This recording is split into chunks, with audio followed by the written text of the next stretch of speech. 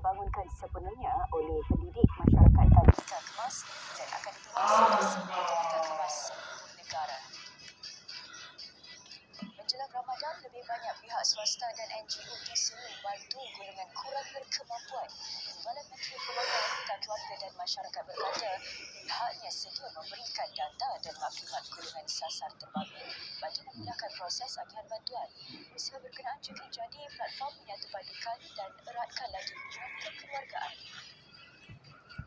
Kerajaan Negeri Melaka membelanjakan RM20.7 juta dalam usaha membantu golongan OKU pada tahun lepas. Daripada jumlah itu, lebih RM3 juta dibelanjakan bagi bantuan keuangan kepada PPDK. RM7.765 juta pula digunakan bagi bayaran alaun murid berkeperluan pendidikan khas. Lebih RM1.61 juta diperuntuk dalam RM ke-12 bagi projek penilaian potensi pembangunan Perlis Geopark untuk pengekalan dan pemeliharaan sumber semula jadi negara. Timbalan Menteri Sumber Asli dan Kelestarian Alam berkata, projek itu bagi membantu kerajaan negeri dari sudut teknikal termasuk kajian saintifik tentang sumber geotapak dan program kesedaran bersama masyarakat. 2 anggota polis antara 4 mangsa yang masih hilang dalam insiden bot karam di Sungai Batang Bale berdekatan JTSK Lepoh Bale petang semalam. Polis berkata ketika kejadian, kedua anggota polis itu dalam perjalanan dari Kuching ke Ngetubu, Kapit dengan mengiringi bahan letupan seberat 35 kg. Setakat ini, keempat-empat mangsa belum ditemukan dan pencarian disambung hari ini. Seramai 10,413 warga PDRM lain-lain pangkat menerima anugerah Perkhidmatan Cemerlang 2023. Jumlah tersebut adalah berdasarkan kuota pemberian APC diperuntukkan kepada warga PDRM berdasarkan kiraan 8% kuota yang telah ditetapkan. Daripada jumlah itu, seramai 1,068 adalah pegawai kanan polis, 8,376 pegawai rendah polis dan selebihnya pegawai awam menerima anugerah. Sebanyak 10 kategori dipertandingkan di ASEAN Food and Travel Award 2024. Antaranya hospitality, restoran, makanan dan minuman, kemudahan kesihatan, pusat kecantikan, agensi pelancongan dan lain-lain.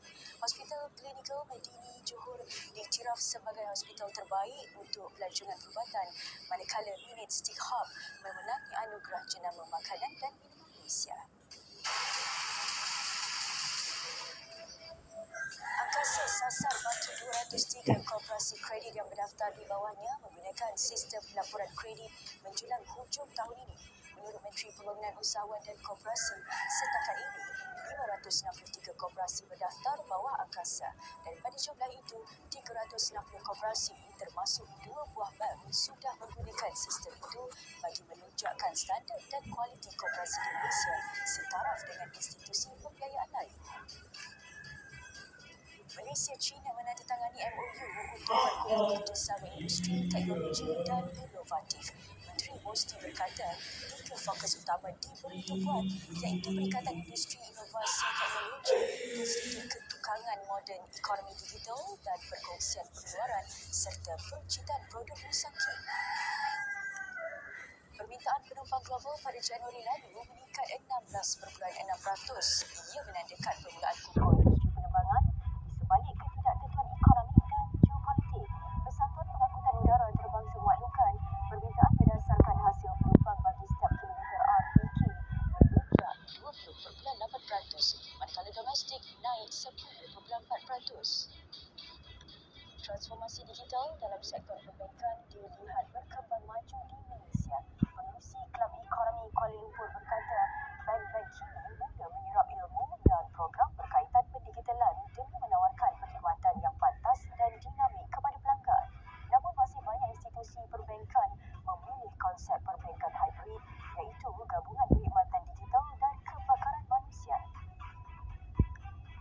70,000 pelajar industri teknologi maklumat dan telekomunikasi diluluskan di Selangor untuk tempoh Januari hingga September 2023. Esko Negeri memaklumkan kesemua projek melibatkan nilai pelaburan RM5.42 bilion. Daripada jumlah itu, RM3.27 bilion daripada pelaburan tempatan, RM2.15 bilion pula daripada pelaburan asing.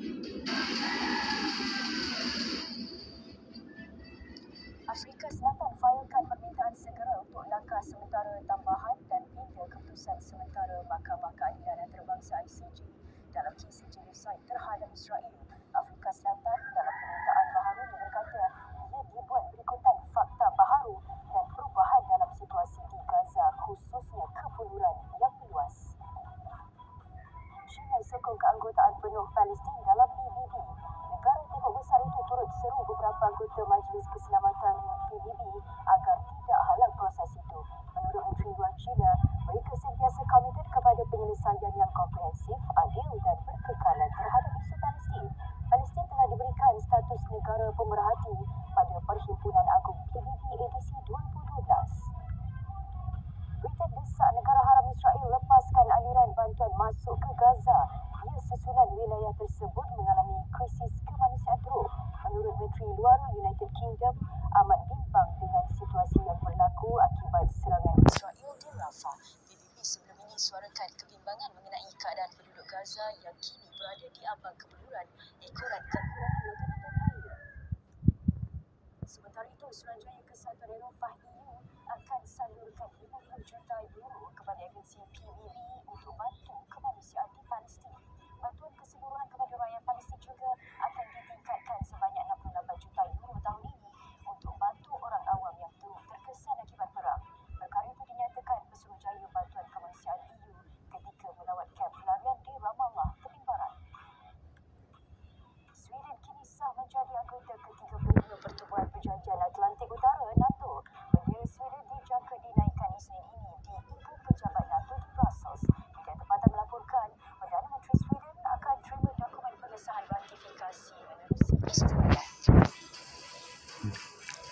Sekian kata 744 dari Sungai ke Segara, Palestin pasti merdeka. Selamat Hari Wanita. Salam Malaysia Badan.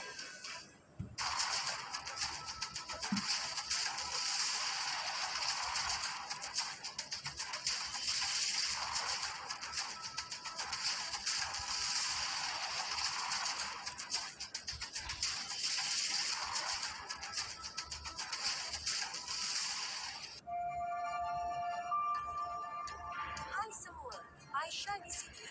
Amatan AI di TV1. TV1 mewarnaimu. Hai adik-adik, jom belajar cara melintas jalan.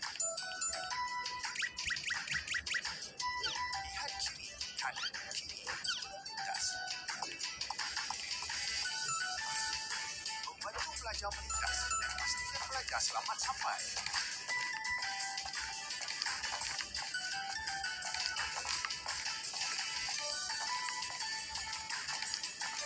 Jangan ikut pemanduan seperti ini. Contohi pemanduan dan peraturan dengan berhemah.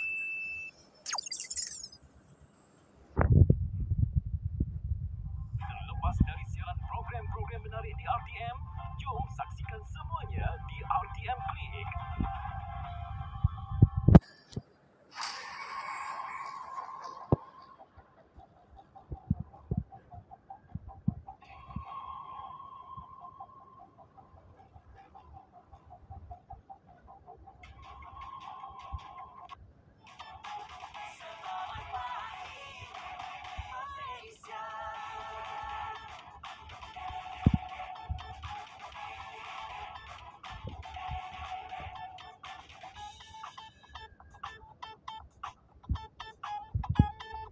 Lokasi seterusnya untuk Selamat Pagi Malaysia 40 tahun. Kita akan ke Terengganu.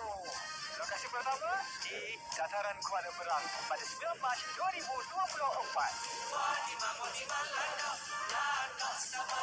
Dan pada hari kedua 10 Mac 2024, Selamat Pagi Malaysia akan bersiaran secara langsung dari Resort Warisan Pahlawan sempena dengan perasmian Jelajah Ramadan 2024.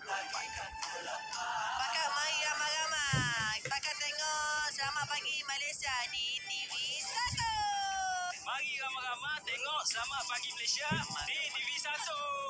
Jadi saya, Ridho Mustafa bersama dengan rakan pengacara saya, Raja Sufia Raja Arif akan menemani anda. Jom, silakan kita mari ganas.